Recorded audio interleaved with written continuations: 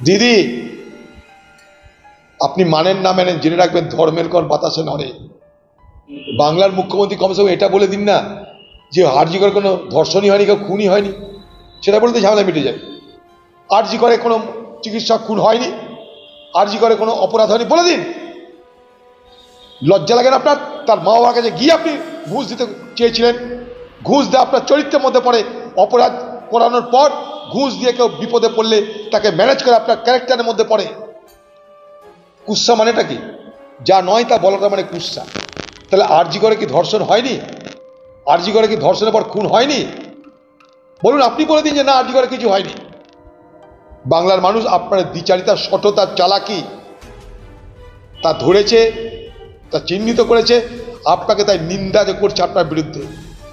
আর আপনি আপনার স্বভাবজাত চরিত্র অনুযায়ী, আপনার চরিত্র অনুযায়ী, আপনার স্বভাব অনুযায়ী আপনি গোটা ঘটনাকে লঘু করার জন্য প্রথম দিন থেকে চেষ্টা করেছেন।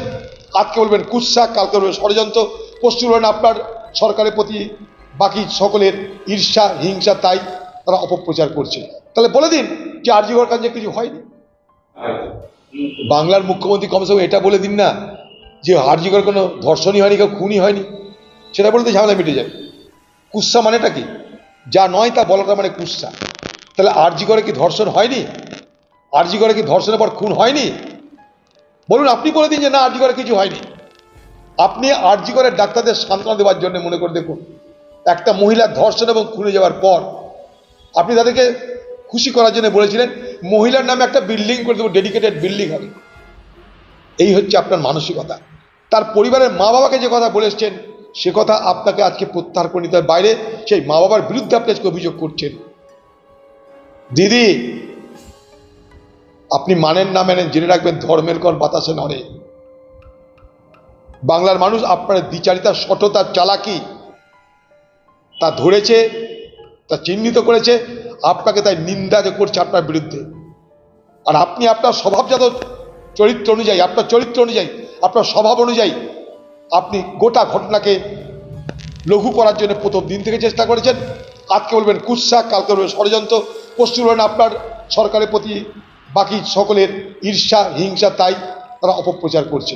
তাহলে বলে দিন যে আরজি কর কাজে কিছু হয়নি। আরজি করে কোনো চিকিৎসক খুন হয়নি, আরজি করে কোনো অপরাধ হয়নি বলে দিন।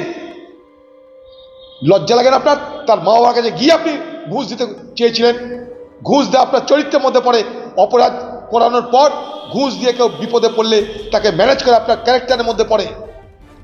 এটা আপনার স্বভাব। আপনার এটাই করেছেন আপনি বাংলায় বারবার ধর্ষণের ঘটনায়। সে হাঁসকালি হোক, সে কালিয়াগঞ্জ হোক, সর্বত্র সে দমদমক, সর্বত্র আপনি পয়সার বিনিময়ে খরিদ করতে চেয়েছেন সেই সমস্ত অত্যাচারিত পরিবারের মানুষের ইচ্ছাকে।